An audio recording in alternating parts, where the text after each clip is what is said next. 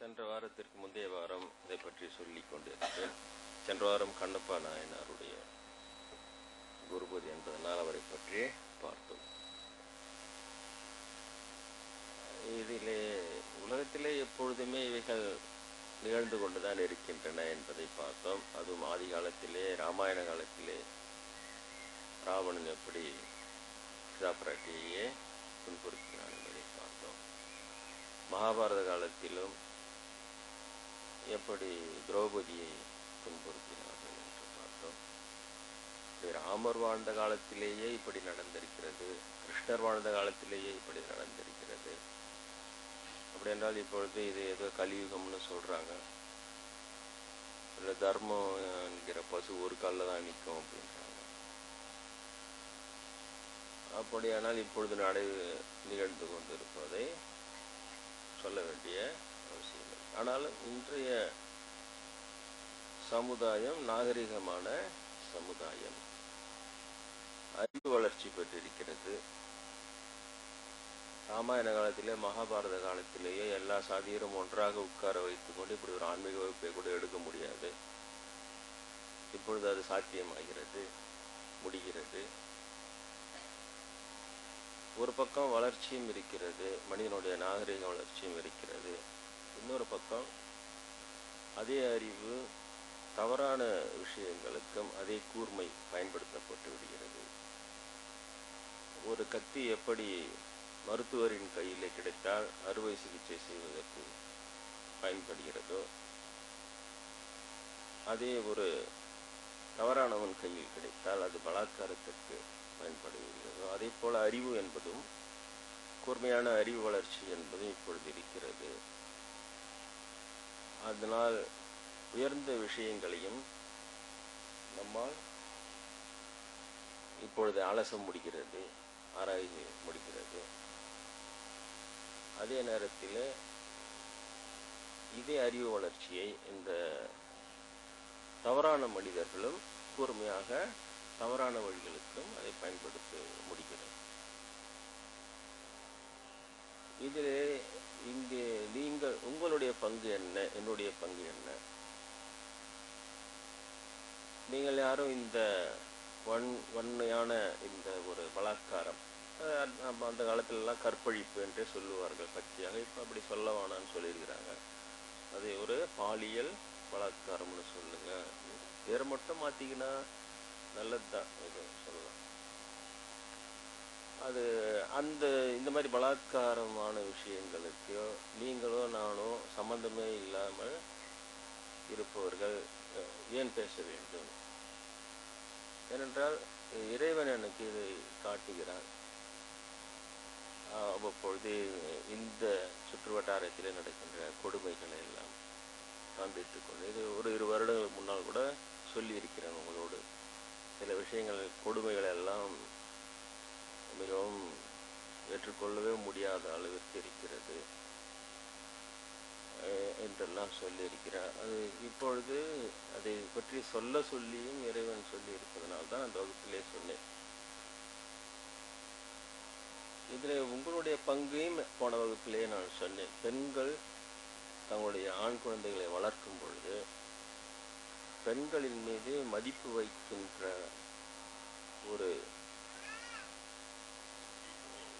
ஒரு ஆணாக அவனை வளர்க்க வேண்டும். பெண்களை மதிக்கின்ற ஒரு ஆணாக ஒரு பெண் நினைத்தால் வளர்க்க முடியும், கண்டிப்பாக முடியும். இந்த இடத்திலே அந்த தாய் என்பவர் தனது கடமையை சரியாக செய்தால் சமுதாயத்திலே ஒரு தவறானவன் உருவாவதை தடுக்க முடியும். அது உங்களுக்கு இருக்கிறது அந்த பங்கு. இந்த விஷயத்திலே நீங்கள் கவனக்குறைவாக இருந்துவிடக்கூடாது என்பதற்காக இதை சொல்லுகிறேன்.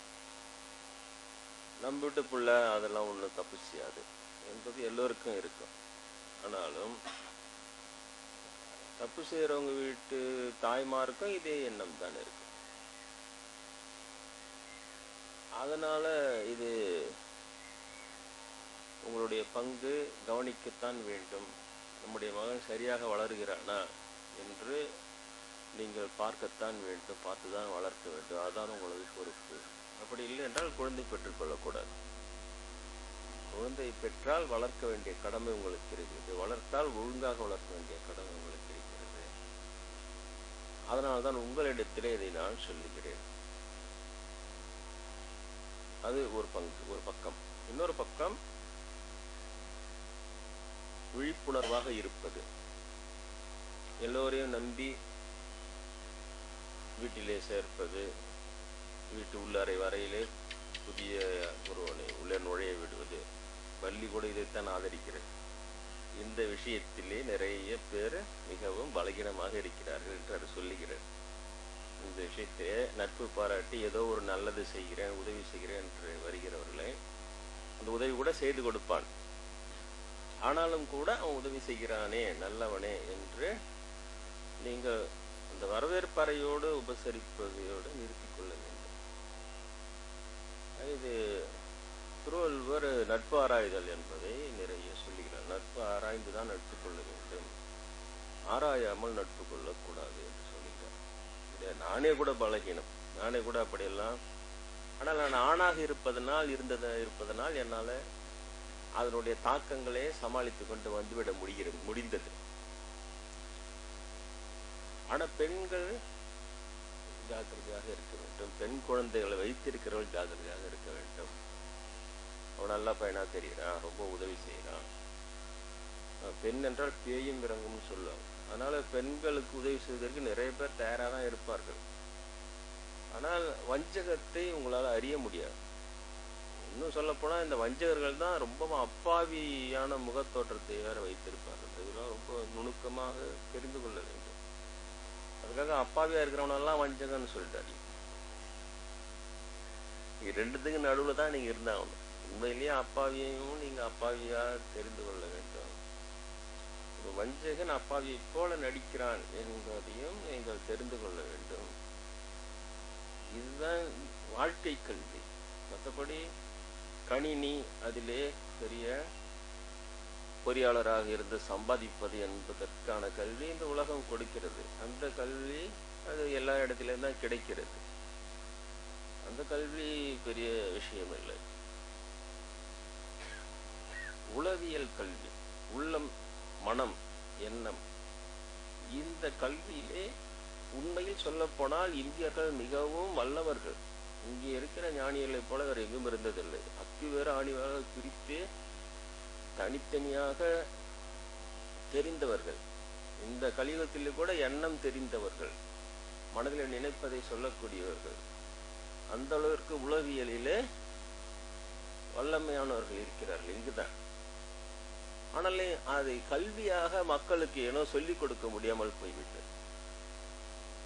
ஏனென்றால் ஆன்மீகம் பேசுகிற எல்லோரும், பெரும்பாலானவர்கள் உண்மையாக பேசுகிறவர்கள் எல்லோரும் ஒன்று கதா காலட்சேபம் செய்கிறவர்களாக இருந்தால் ஜாதியை பேசிவிட்டு போய்விடுவார்கள் இல்லையா? ஒரு கோயில் என்ன, ஒரு முறை என்ன, ஒரு தர என்ன, ஒரு இது என்ன, அது இப்படிதான் இருக்கணும், இவங்க தான் அடிச்சு என்ன பண்ணணும், நீங்களாம் அவள் அங்கதான் நிக்கணும், நாங்க தான் உள்ள போகணும், இப்படியே பேசிவிட்டு போய்விடுவார்கள். பிறகு அதுல உங்களுக்கு இந்த கோயில் போனா இந்த தோஷம் நீங்கும், இந்த அந்த தகவலை சொல்லுவார்கள் இல்லையா? ஆன்மீகம் பேசுகிறவர்கள் அப்படி இல்லை. ஞானியாக வந்தால் அவன் ஞானம் பேசுவான். ஞானம் பேசுகிறவன் என்ன பேசுவான்? காயமே இது பொய்யடா, வெறும் காற்றடைத்த பையடா, இது ஒரு காத்தடிச்ச பையடா, இது சும்மா பொய்யடா சொல்லிட்டு விரக்தியை பேசிவிட்டு அவர்கள் சென்று விடுகிறார்கள் இல்லையா? ஒன்று படித்த பண்டிதர்கள் ஜாதியை பேசிவிட்டு அவர்கள் சென்று விடுகிறார்கள். இல்லை என்றால் ஞானியர்கள் விரக்தியை பேசிவிட்டு அவர்கள் சென்று விடுகிறார்கள். இதிலே கல்வி என்பது மக்களுக்கு யார் சொல்லிக் கொடுப்பது? வாழ்க்கை கல்வி என்பது எப்படி வாழ வேண்டும் என்ற கல்வி யார் சொல்லிக் கொடுப்பது? அந்த இடம்தான் நம்முடைய மக்களிடையே தேக்கம் நிலை அடைகிறது. இந்த இடத்திலே தான் ஒருவேளை புத்த பகவான் நம் நாட்டிற்கு தேவை என்று குருநாதர் நினைத்திருக்கலாம், சிவாஜிமேந்திரர். அதனால் அவர் புத்தனையும் சேர்த்து இன்று வரை பிரச்சாரம் செய்து கொண்டு வருகிறார். ஏனென்றால் புத்தியை வைத்துதான் கல்வி கற்க வேண்டும் என்று இந்த விஷயத்திலே புத்த மதம் என்று தனியாகவும் அதற்காக எல்லா மதத்தையும் கைவிட்டு புத்த மதம் என்றும் சொல்ல முடியவில்லை. ஏன்? கண்கூடாக பார்க்கிறோம். இலங்கையிலே தமிழர்களை கொடூரமாக ஒரு கொடுமையை செய்து கொண்டிருக்கிறவர்கள் புத்த சமயத்தை சேர்ந்திருந்தார். அதனால் மதம் என்று சொல்லி இந்த மதம் தான் உயர்ந்தது, இதை பின்பற்றுங்கள் என்றும் கூட சொல்ல முடியவில்லை. பிறகு என்ன சொல்ல முடியும் என்றால் இதைத்தான் சொல்ல முடியும். தெரிந்து கொள்ளுங்கள், அவ்வளவுதான். தெரிந்து கொள்ள முயற்சி செய்யுங்கள். நீங்கள் நினைப்பது போல வாழ்க்கை என்பது தொலைக்காட்சி தொடரிலேயே ஆரம்பித்து அதிலேயே முடிந்து விடுகின்ற ஒரு விஷயம் அல்ல. வாழ்க்கை என்பது ஒரு நகைச்சுவை காட்சியை பார்த்து எப்பொழுது பார்த்தாலும் கேட்க வைக்க என்று திரித்துவிட்டு அப்படியே வாழ்ந்து போய்விடுவது அல்ல. இளைஞர்களாக இருக்கும்பொழுது நீங்கள் இப்படியெல்லாம் பொறுப்பில்லாமல் வாழ்ந்திருக்கலாம். ஆனால் வளர்ந்த நிலையிலே, வளர்ந்த பெரியவர்கள் என்கின்ற ஒரு நிலையில இருக்கிற நீங்கள், உங்களை நம்பிய ஒரு இளைய தலைமுறை இருக்கிறது. உங்களை நம்பாமலேயே கூட அது இருந்தாலும் நீங்கள் தான் இந்த உலகத்திற்கு அதை கொண்டு வந்தீர்கள். ஆனால் அதற்கு சரியான வாழ்க்கையை அமைத்து கொடுக்க வேண்டிய கடமை இருக்கிறது. எதை சொல்லித்தர வேண்டும், எப்படி வாழ வேண்டும் என்று அதற்கு சொல்லித்தர வேண்டும் என்கின்ற கடமை உங்களுக்கு இருக்கிறது. அதற்காகத்தான் இதையெல்லாம் நீங்கள் தெரிந்து கொள்ள வேண்டும். உலகம் எப்படி இருக்கிறது, பெரிய மகான்களே பெரிய பக்தர்களே பகவான் காப்பாற்றி கொண்டு சென்று கொண்டே இருக்கிறோம். அது தனி. அவங்க எந்த ட்ராப் போட்டாலும் அதில் விழ மாட்டாங்க. விழற மாதிரி இருந்தாலும் அது அப்படியே பகவான் போயினே இருப்பான். அவங்க கிட்ட போகவே முடியாது யாரும். அவங்கள ஏமாற்றி எல்லாத்தையும் பிடிங்கினா கூட அவங்களுக்கு எதுவுமே நஷ்டம் இருக்காது. அதுவே நான் ரொம்ப சந்தோஷமா போயினே இருப்பாங்க. ஆக பரவாயில்ல, என்னை ஏமாற்றி பிடிக்கணும். பெரிய பக்தர் ஒருத்தர் இருந்தாரா, ராமகிருஷ்ணர் கதையில எல்லாம் வரும். எல்லாம் ராமன் செயல் ராமன் செயல், ராமனோட சித்தத்தால் இப்படி நடந்ததுன்னு தான் சொல்லுவார் அவர் எப்பவே. அவர் ஒரு நாள் ஒரு சாயங்கால வேலை 7-8 மணிக்கு ஒரு வெளியில வீட்டுக்கு வெளியில நின்று இருக்கிறார். அப்ப திடீர்னு ஒரு 4-5 திருடங்க அந்த பக்கம் வராங்க. வந்த உடனே அவங்களுக்கு ஒரு ஆள் குறையுது. திருடின மூட்டையெல்லாம் தூக்கின்னு வர்றதுக்கு ஒரு ஆள் குறையுது. இந்த ஆள் தாண்டா தனியா நிக்கிறான்னு அவனை வந்து மிரட்டி, வாடா என் கூட சொல்லிட்டு இட்டுன்னு போறாங்க. அப்ப அவர் என்ன சொன்னாரா, ராமன் சித்தத்தால இவங்க எல்லாம் இட்டுன்னு போறாங்கன்னு சொன்னாராம். ராம சித்தப்படி நடக்குது எல்லாம் அப்படின்றவர். அப்புறம் அங்க இட்டுன்னு போன உடனே நல்லா கொள்ளை அடிச்சு மூட்டை மூட்டையா ராஜாங்க கஜானால வேற எங்க மூட்டை மூட்டையா இருக்க போகுது. நம்ம ஊர்ல எல்லாம் மூட்டையா மூட்டையா இருக்க போகுது. மூட்டை மூட்டையா கடன் பத்திரம் தான் இருக்கு. அவ்வளவுதான், வேற என்ன இருக்கு. கடன் பட்டால் நெஞ்சம் போல் கலங்கினால் இலங்கை வேந்தன். கடன் இல்லாத ஒரு முகத்தை பார்க்கணும்னு நான் ரொம்ப நாளா ஆர்வமா இருக்கிறேன். ஏன்னா அந்த முகத்துல தான் கவலை இல்லாத சிரிப்பு இருக்கும். இப்ப இருக்கிற சிரிப்பெல்லாம் ஒரு மாதிரியான சிரிப்பு, தெம்பே இல்லாத ஒரு சிரிப்புல தான் எல்லாம் இருக்கு. ஏன் எவ்வளவு சிரிச்சாலும் கடன் நினைப்பு வந்து உள்ள உட்காந்து. ஆவடி சுவாமிகள் தான் எனக்கு அதை சொன்னார். பள்ளியில நான் கல்லூரி படிக்கும்போது சொன்னார், யார் கடன் வாங்காத குடும்பம் நடத்துகிறானோ அவன் தான் மகிழ்ச்சியாக இருக்க முடியும்னு சொன்னார். அவர் குடும்பஸ்தரா இருந்து மகானா இருந்தவர். அவர் சொன்னார் இதெல்லாம் குடும்பத்துல எப்படி நடந்துக்கணும் இதெல்லாம். அது போல இவனை கூப்பிட்டு அரசாங்கத்துல நல்லா கொள்ளை அடிச்சு இவன் தள்ள மூட்டை இவனை தூக்கி வச்சு வாடகன் கூட.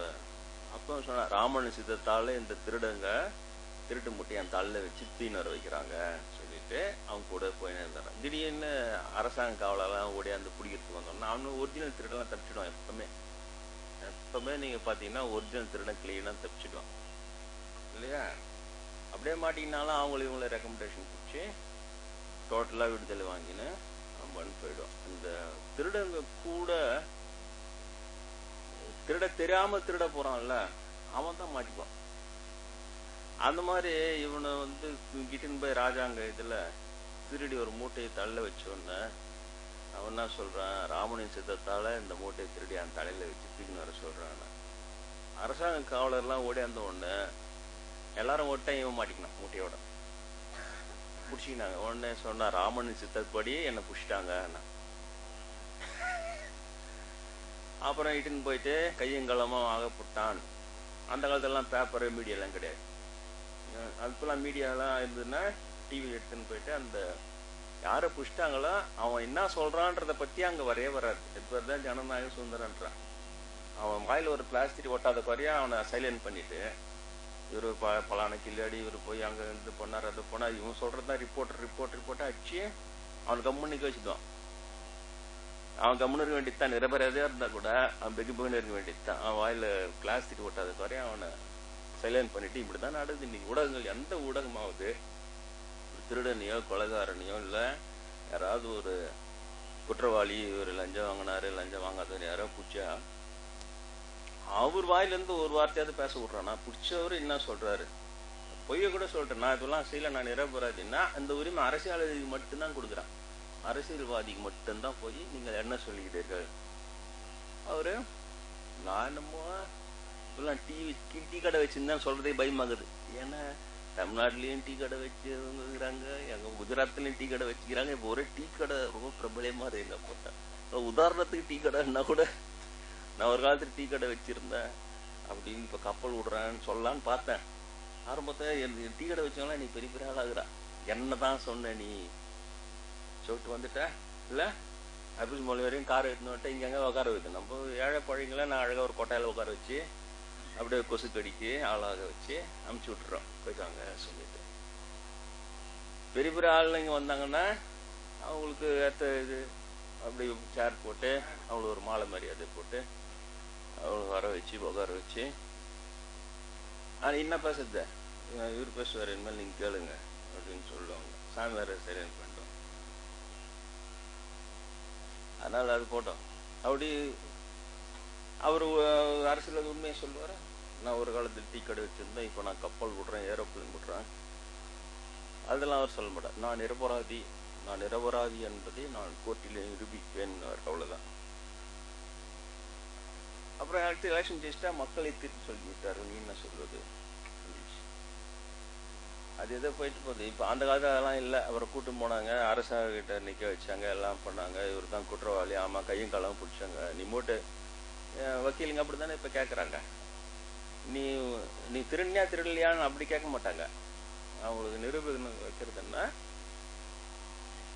நீ தலையில இவங்க பிடிக்கும் போது உன் தலையில அந்த திருட்டு மூட்டை இருந்ததா? அது இல்லைங்க, இவங்க என்ன பண்ணாங்கன்னா நம்மள அதெல்லாம் கேட்கற கேள்வி மட்டும் பதில் சொல்லு அப்படிங்குவாங்க. ஆமா மூட்டை தான் இருந்தது, ஒத்துக்கினார், மூட்டை இருந்து ஒத்துக்கினார். அப்படி இருக்குது. இது பேர் தான் இப்பெல்லாம் வாத திறமைனாவது, இதுதான் வக்கீலாவது. அந்த காலத்துல நம்ம நீதி கதையெல்லாம் படிச்சிருந்தோம். ஒரு நீதிபதியா மாறு வேஷம் போட்டு போய் உண்மையை கண்டுபிடிச்சி சரியான தீர்ப்பு சொல்லலாம். அவ்வளோ உண்மையா பாடுபட்டு எல்லாம் தீர்ப்பு சொன்னாங்க அந்த காலத்துலாம். இப்பெல்லாம் அதெல்லாம் இல்லை. நிரபராதின்னா யாருன்னா நிரபராதியா இருக்கணும், அவன் தான் நிரபராதி, அதான் உண்மை. இப்ப என்ன எப்படின்னா நீ நிரபராதின்னு ப்ரூவ் பண்ணாதான் நீ நிரபராதி. ப்ரூவ் பண்ற கெப்பாசிட்டியும் உனக்கு இருக்கணும். அப்படி இல்லைன்னா நீ திருடன் யாருன்னா அவன் நிரபராதின்னு அவனால தப்பிக்க முடிஞ்சதுன்னா அவன் நிரபராதி. திருடினா கூட பரவாயில்ல, அவன் தான் நிரபராதி. இதுதானே சட்டம் இருக்குது. அப்புறம் ஜீசஸ் மேன்மேட் ரூல்ஸ்ன்னு சொன்னு காட்மேட் ரூல்ஸ் ரெண்டு டிஃபரன்ஷியேட் பண்ணா ஏன் பண்ணாரு? தான் பண்ணாரு. மேன்மேட் ரூல்ஸை நீ அழகா போட்டு இப்படி வலிச்சு அப்படி வலிச்சு என்ன வேணா பண்ணிக்கலாம். ஆனா காட்மேட் ரூல்ஸ்ன்னு ஒண்ணு இருக்குன்னாரு, அதுகிட்ட தப்பிக்க முடியாது இல்லையா?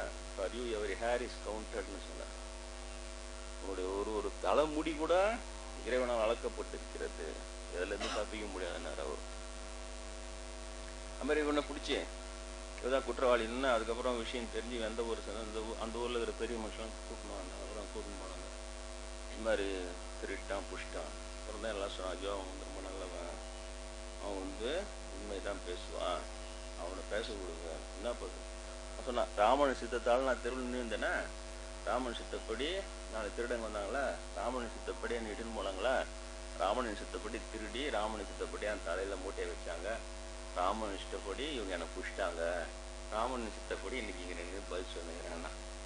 அவர் ஊர்ல எல்லாம் சொன்னாங்க, இவன் இப்படித்தான் ராமனுடைய இஷ்டத்துல எல்லாம் நடந்தனும், உண்மைதான் பேசுவான், இது மலத்தப்பலாம ராஜா விட்டா. சரி எல்லாரும் சொல்றாங்க, அப்போ உண்மையாதான் ஒண்ணு வெளில சொன்னானா, ராமனின் சித்தப்படி என்னை விட்டாங்க. எதுக்குன்னா எல்லாம் கடவுள் சித்தன்னா இந்த அளவுக்கு இருக்கணும், கடைசி வரைக்கும் இருக்கணும். கடவுள் சித்தம் இல்லையா? கடன் வாங்கும் போது மட்டும் கடவுள் சித்தப்படி கடன் வாங்கிடுவான். அப்புறம் கொடுக்கணும் போது மட்டும் இவன் சித்தப்படி எஸ்கேப் ஆகி எங்க ஒளியெல்லாம் எங்க போயிட்டே இருக்குது. அதனால இந்த எல்லா காலத்திலுமே எல்லா விதமான கொடுமைகளும் இவெல்லாம் நடந்து கொண்டு இருக்கின்றன. உங்களுக்கு இந்த பொறுப்பு இருக்கிறது. யாரை நட்பு ஆராய்ந்துதான் நட்பு கொள்ள வேண்டும் என்று இருக்கிறது. இல்லைன்னா திருவள்ளுவர் மனக்கெட்டு 30 குறள் சொல்றார். நட்புன்னு ஒன்று சொல்றார், நட்பு ஆராய்தல்னு ஒண்ணு சொல்றார், கூடா நட்புன்னு சொல்றார். நட்புக்கு இவ்வளவு சொல்றார் பாத்தீங்களா? கடவுள் வாழ்த்தே 10 தான் சொன்னார் அவரு. ஆனா நட்புக்கு நானே இதுல அதிகமா எனக்கு அதெல்லாம் பரிச்சு நிறைய நானு எல்லாரும் நண்பர்கள் இப்படியே நான் போயிட்டேன். எனக்கு ஒரு பகவான் அருள் இருந்ததால என்ன என் கூட இருக்கிற நட்பு கூட்டத்துல பாதிக்கு மேல சாக்கடையா கிடக்கும். இப்ப சென்னையில கேட்க வேணாதான், அதுங்க பண்ற எல்லா சாக்கடை விஷயத்தையும் சொல்லின்னு வரும். இருந்தாலும் எனக்கு என்ன அது அவங்க பின்னால போவதை தப்பிச்சிட்டேன். அது ஒரு நல்ல விஷயம். ஆனா இப்போ உங்களுக்கு சொல்லும் போது எனக்கு சொல்ல வேண்டிய ஒரு நிலைமை இருக்கிறது. ஆராய்ந்து தான் நட்பு கொள்ள வேண்டும். அப்படி ஆராயாமல் நம்பி இல்லையா, நம்பி கெட்டவர் எவரையான்றாங்க இல்லையா? கடவுளை நம்பி கெடாதவங்க இருக்கிறாங்க, மனுஷனை நம்பி கெட்டதுன்றது இருக்குதான் செய்கிறது. கோயில் மணி ஆமா, ஒரு முகம் பள்ளி ஆமான்றது அவ்வளவு முக்கியமான சப்ஜெக்ட் பொழுது இது. அதனால அந்த நட்பை ஆராய்ந்து தான் நீங்கள் யாரை எந்த அளவிற்கு வீட்டிற்குள்ள விட வேண்டும். அது குறிப்பாக வீட்டு பெண்கள் வந்து பழகும் பொழுது ரொம்ப நண்பன் நல்லவன் என்றெல்லாம் அப்படியெல்லாம் அவ்வளவு சாதாரணமாலாம் நீங்க விடக்கூடாது. அதுக்காக எவ்வளவு சொல்றேன். ஒரு பாயிண்ட் செக் பண்ணி வைங்க. எல்லாமே ஒரு டிஸ்டன்ஸ் கரெக்டா மெயின்டைன் பண்ணுங்க. பண்ணாதான் உங்க வீட்டு பெண்களை காப்பாற்ற முடியும். இன்னும் வருங்காலத்தில எல்லாம் இந்த தப்பு தண்டா பண்றவங்களுக்கு எப்படி அறிவு கூர்மையா ஆகிறதோ அதுல இருந்து தப்பித்துக் கொள்வதற்கு மக்களுக்கு அதிக அறிவு கூர்மை தேவைப்படுகிறது. எல்லாமே இது உண்மை, இது நடந்து கொண்டே இருக்கிறது. இதுதான் இறைவன் எனக்கு காட்டுறான். அதை சுத்தில இந்த விழுப்புரம் வட்டாரத்துல இருக்குவே நிறைய கொடுமைகள் உங்ககிட்ட அப்பப்போ லைட்டா கொஞ்சம் சொல்லி இருக்கிறேன் இல்லையா? எவ்வளவு கொடுமை எல்லாம் இருக்குது. அதெல்லாம் ரொம்ப பெருசா சொல்ல முடியல. நானே ரொம்ப வருத்தமா இருக்கு. அதெல்லாம் நானே பல முறை பகவான் கிட்ட கேட்டுருவேன், எனக்கு காட்டாத, என்ன நடக்குது பாருன்ட்டு எல்லாம் காமிச்சிடான். சில கொடுமைகள் எல்லாம் என்னால காமிக்கவே முடியாது, அவ்வளவு இருக்கும். ஒரு சிலது தான் காப்பாற்ற முடியுது. அந்த நேரத்திலேயே நமக்கு தெரிந்தால், அந்த இரவு நேரத்திலேயே சரியா தெரிந்தால் அந்த நேரத்துல ஜபம் செய்து, அது கூட அவங்களுடைய விதி ரொம்ப கடுமையா இருந்தா ஒண்ணுமே செய்ய முடியும். ரொம்ப காப்பாற்று எங்கேயோ ஒரு இடத்துல தான் வெற்றியாவது காப்பாற்றி கொண்டு வர முடியும். மீதி எல்லாம் பாதிக்கு மேல அதெல்லாம் முடியல. எவ்வளவு முயற்சி செஞ்சாலும் அது ஒரு கொடூரமா இருக்கும். அது நான் நினைச்சு அது நம்ம கர்மா போது இதெல்லாம் பார்த்து நம்ம கஷ்டப்படணும்னு பகவான் இதெல்லாம் வச்சுக்கிறேன். ஏதாவது ஒரு வைகுண்டம் காட்டினா, கைலாயம் காட்டினா நம்மளுக்கு ரொம்ப நிம்மதியா சந்தோஷமா இருக்கும். இந்த கழி செடிங்களையும் சாக்கடிங்களையும் காட்டுறான் பகவான், ஏன் தான் தெரியல. அப்படின்னு இறைவனோட எல்லாம் இப்ப ரொம்ப காட்டுறது இல்லை பகவானும். காலையில இருந்து உட்காந்துலாம் சொல்லி எதுக்கு இல்லை எனக்கு பகவான். அதனால இப்போ அந்த போன ஞாயிற்றுக்கிழமை முந்தின ஞாயிற்றுக்கிழமை இறைவனே அதை பற்றி சொன்னான் இல்லையா? பலாத்காரம் கடுமையான விஷயத்தை பற்றி ஜனங்களுக்கு சொல்லு அப்படின்னு சொன்னான். அதனால இதெல்லாம் உங்களுக்கு சொல்றேன். இது பார்ப்பதற்கு அந்த ஆண்களை சொல்றாங்களே, எனக்குள்ள ஒரு மிருகம் தூங்கின்னு இருக்குதுன்றான். இருக்குதான் செய்கிறது. அதனால நீங்க அது சும்மா நான் இன்னும் ஆன்மீகத்தோடைய ரொம்ப பெரிய விஷயத்த சொல்லல. ராமகிருஷ்ண பரமஹம்சர் என்ன சொல்ற, அண்ணன் மாறி அக்கா மாறி தனிச்சு மாறி பழகிறன்றதெல்லாம் சும்மான்ட்டார். ராமகிருஷ்ண பரமஹம்சர் சொன்னார். அவர் எப்படி சாரதா தேவியாரையே காளியின் அம்சமா அவங்களே உட்கார வச்சு அவங்க தலையில அபிஷேகம் எல்லாம் பண்ணி அவங்கள வணங்கி, அப்படி பெரிய மகான் இல்லையா? ஒரு பெரிய மகான் போது அவங்க என்ன சொல்லணும்னா, நம்மளை பொறுத்தவரைக்கும் எல்லாரும் நல்லவங்க அப்படி சொல்லணும்னு நம்ம நினைக்கிறோம். ஆனா உண்மையை சொல்கிறவர்கள் தான் மகான்கள் இல்லையா? அதனால அவர் உண்மையை சொன்னார். என்ன சொன்னார்? நான் ஒத்துக்க முடியாது. அவருடைய ஆசிரமத்திலே வருவாங்க, அப்படியே பேசினே இருப்பாங்க. அவங்களுக்கு யாரும் கல்யாணம் ஆனவங்க அக்கா, இவங்க வந்து கல்யாணம் ஆகாத இளைஞர். அவர் கேட்பாரு, உங்களுக்கு தான் அவங்க கிட்ட பேசுங்க. இல்லை சும்மா அவங்க ரெகுலராக ஆசிரமத்துக்கு வராங்க, அவங்க குடும்ப ஷேமனாலும் அவங்க உடனே அவங்க உங்களுக்கு என்ன ஏதோ இது தம்பிக்கிட்டே என் கஷ்டத்தெல்லாம் சொன்னேன், எனக்கு கொஞ்சம் மனசு ஆறுதலாக இருக்குதுன்னு சொன்னேன். இதெல்லாம் கண்டிச்சு அதெல்லாம் செய்யணும். அதனால நீ பார்த்துப்போ அவங்க வேலை அவங்க பார்த்துக்குவாங்க. அண்ணன் மாதிரி அக்கா மாதிரி தங்கச்சி மாதிரி தம்பி மாதிரி என்பதே என்னால் உடம்பு தப்பு செய்யலை, நான் வாஸ்தவம் தான். ஆனால் உள்ளம் தப்பு செய்யாதுன்னு என்னால் சொல்ல முடியாதுன்னு சொல்லிட்டாரு. உணர்வுகள் தப்பு செய்யாதுன்னு என்னால் சொல்ல முடியாது. நீ அந்த மாதிரி நீயும் சொல்ல முடியாது. எதுக்கு இது மேலே இது வெளியில் எங்கன்னா வச்சுக்கோ. இல்லை பஸ்ஸில் போகும்போது வேறு வழியே கிடையாது, எல்லாம் கும்பலாக ஒத்த மலை வச்சுக்கின்னு இல்லையா, அவன் வேறு நாற்று இவன் வேறு நாற்று பிடிச்சின்னு போய் அவனும் வழக்கு முறை அப்படி அமைஞ்சு போச்சு. அதில் ஆனால் ஒரு ஆசிரமத்தில் ஒரு சன்னியாசிக்கிட்ட வரும்போது கொஞ்சோண்டு அவங்கக்கிட்ட எக்ஸ்ட்ரா தான், நீ எக்ஸ்ட்ரா கடுமையாக தான் ஸ்ட்ரிக்டாக இருக்கணும்னு சொல்லிட்டார். அவர் இன்னும் சொன்னார், திருமணமாகாத பிரம்மச்சாரி சீடர்கள் திருமணம் ஆன சீடர்கள் கூட பேசக்கூடாதுன்னு சொல்லிட்டார். உனக்கு நான் அவங்ககிட்ட பேசி அவனுக்கு என்ன, திருமணமான சீடர் தான் பிரம்மானந்தா, அவர் தான் தன் முதல் சீடர்னு சொன்னார். விவேகானந்தர் 4வது சீடர் தான். சுவாமி விவேகானந்தர் 4வது சீடர் தான். பிரம்மானந்தா தான் முதல் சீடர். சுவாமி பிரம்மானந்தா அவர் பிராமின், அவர் தான் முதல் சீடர்னு சொன்னார். என்னுடைய ஆன்மீக வாரிசு இவன் தான் சொன்னார். அவர் திருமணம் ஆனவர் பிரம்மானந்தா. ஆனாலும் சொன்னார், திருமணமான சீடராக இருந்தாலும் திருமணம் ஆகாத இந்த சீடர்கள் அந்த சீடர்களோட போய் பேசுறது சொல்றதுலாம் அவங்க தனிதான் இவன் தனிதான்னு சொல்லிட்டு அவ்வளோ ஸ்ட்ரிக்டா இருப்பார் அவர். நம்மளுக்கு இங்க ஒண்ணுமே இல்லை, இதுமே யாரை நம்ம சன்னியாசி ஆக போறோம், யாரை உருவாக்க போறோம், அது ஒண்ணுமே புரியாத கடை தொட்டு கம்முன்னு இருக்கிறோம். நான் அந்த அளவுக்கு கூட போல, உங்களை அந்த அளவுக்கு நீங்க போய் சந்தேகப்படுங்க, அப்படி பண்ணுங்க இப்படி பண்ணுங்க அது அளவுக்குலாம் கூட நான் சொல்லலை. சாதாரணமாவே சொல்றேன், சாதாரண உலக வாழ்க்கைக்கு தேவையே இல்லாமல் ஒரு வயசு பசங்க இருக்கிற பெண்கள் வீட்டுல தேவையே இல்லாத ஒரு ஆணை நீங்கள் ஏன் உழைப்பானேன், அவனை நம்புறான், அவன் நல்லவன், அவன் ரொம்ப அப்பாவியாக்குறான் வெகுளியாக்குறான், செய்யாதீங்க. எங்க வீட்லயே ஜாலரை போட்டுன்னு அப்பாவிலாம் இருந்துக்கிறான். அதுக்கப்புறம் நல்லா பெருசா வந்தோன்னா அவங்க சொல்ற அட்டுழிய கதை தான் ரொம்ப பெருசா இருக்கும். இதே மாதிரி வேற மத்தவங்க வீட்டுல எல்லாம் எப்படி அவன் அப்பாவியா இருந்து, ஆனா பார்த்தா அந்த வீட்டு பசங்களை பெண் பசங்களை எல்லாம் எப்படி அதெல்லாம் சொல்லுவான் பச்சை பச்சையா. அப்பாவியா இருந்து அவங்க வீட்லயும் எல்லாரும் வீட்லயும் போய் சில பேர் வேலை செஞ்சு தொண்டு செஞ்சுக்கிட்டா இருப்பான்.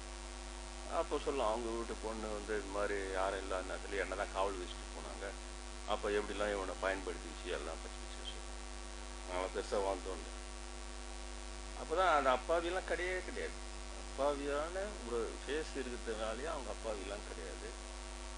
அந்த அப்பாவிகளை அந்த பெண்கள் இப்பாவிகளா இருந்தா இவங்க யூஸ் பண்ணிடுறாங்க, அவ்வளவுதான். இது மாதிரி இல்லாம நிறைய நாள் நான் எங்க அது அந்த கதையை பேசினா அது சாக்கடை மாதிரி ஆயிடும். நீங்க தான் இது விஷயத்துல ஜாகிரதையா இருக்கணும்.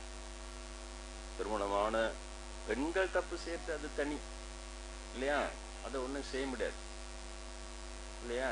அவங்க பட்டினத்தாரே அதெல்லாம் பாடுறார், எப்படி கணவன் வீட்டில் தூங்கி இருக்கும்போதே கூட மனைவி அவன் கையை எடுத்து மெதுவாக அவன் தூக்கத்தை டிஸ்டர்ப் பண்ணாமல் வச்சுட்டு அவன் எப்படி போய் கள்ளக்காதல் கூட போயிட்டு திரும்ப வந்து பழைய மாதிரி படுத்துக்கிறாருல சொல்றாரு.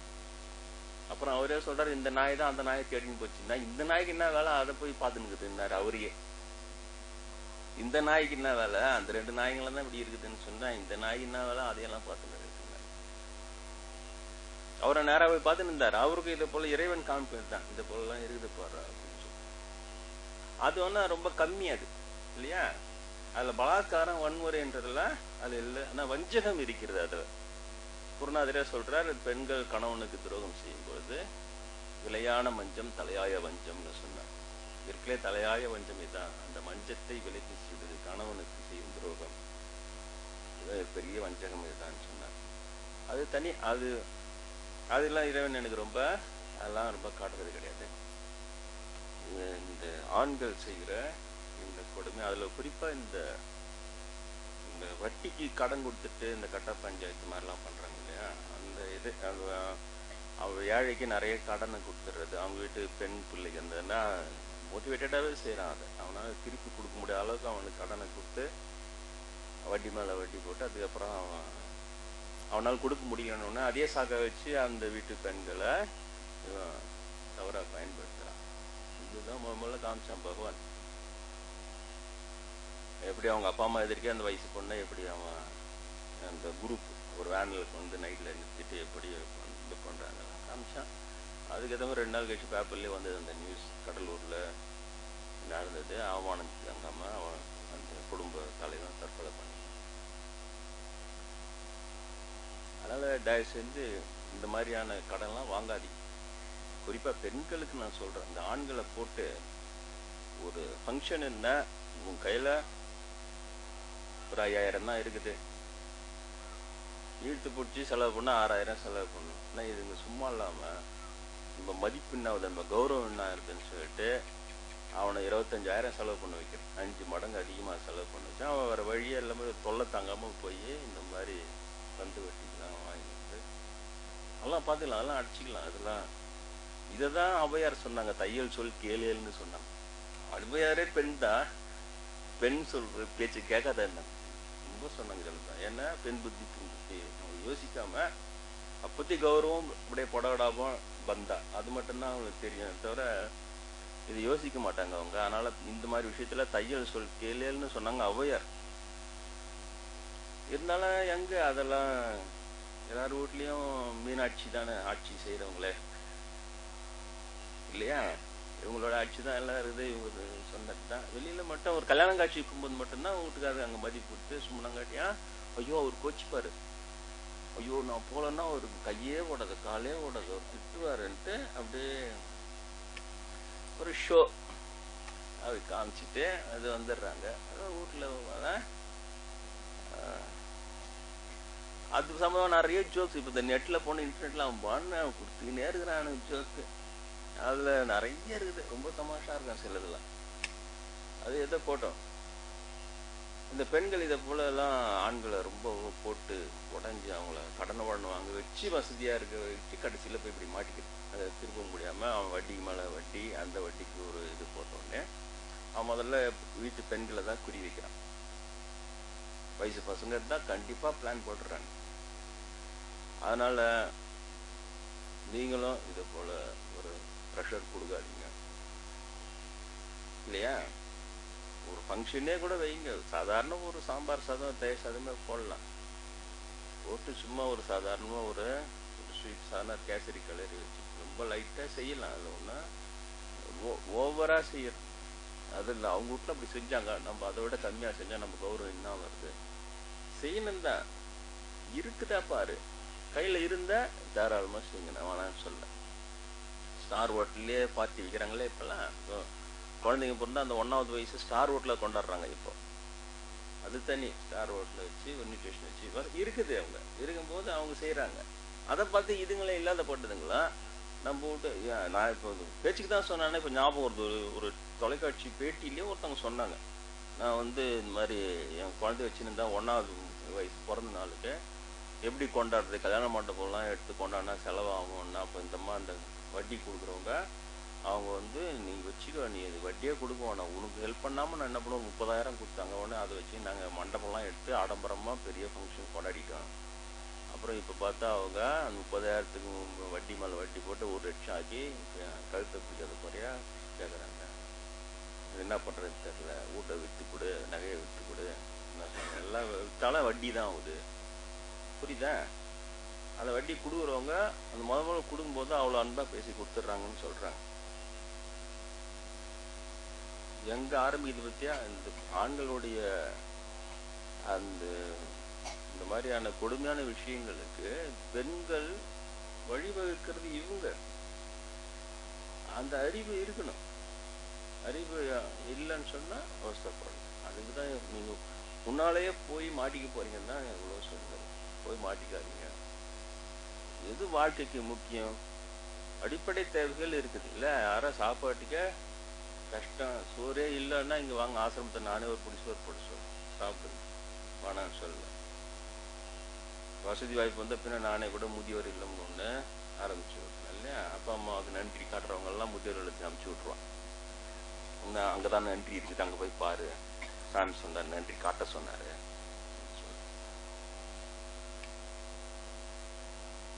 அது வேற. உங்களுக்கு அந்த மாதிரி நிலைமை இல்லை யாருக்கும். அப்போ எக்ஸ்ட்ரா தொல்லை ஏன் வருது? கடன் தொல்லை, அது காட்சி தொல்லை. பச்சையா சொல்ல போனா கொழுப்பு எடுத்து போய் வருது. கொழுப்பு தான், வேற ஒண்ணுமே கிடையாது. ஏதோ ஒரு கௌரவத்துக்கு ஆசைப்பட்டு வேற ஏதோ கௌரவம் போச்சா? நீ எதுக்கு ஆசைப்படுற? 4 பேர் வச்சுக்கணும், 40 பேர் வச்சுக்கணும், ஆடம்பரம் வரும், அப்படி இப்படி பண்ணி அப்புறம் கந்து வட்டிக்காரன் வந்து அவங்க வீட்டை வீணாகிட்டு போனா ஊருக்கே தெரியும், தெருவுக்கே தெரியும் கிராமத்துல. அப்போ அப்ப என்னாச்சு? மதிப்பு கௌரவம் எல்லாம் சேர்ந்து போச்சா? சுத்தமா காதுல பறந்துடுச்சா? எதுக்கு நீ ஆசைப்பட்ட? 4 பேர் வச்சுக்கணும், மதிக்கணும். ஆனா எங்க போச்சு? இருந்ததும் போய் அவமானம் ஆகி குடும்பத்தாலையும் தற்கொலை கூட பண்ணிக்கிற அளவுக்கு ஆகி போச்சா? இதுதான் சொல்றேன். இதை செய்யக்கூடாது. முதல்ல உங்களுக்கு அந்த கொடுமைகளை சொல்றதுனால இதெல்லாம் சொல்றேன். இதுக்கான காரணம் நீங்க பண்ற இந்த தேவையில்லாத அலட்டல் தான், ஆடம்பர அலட்டல் தான்.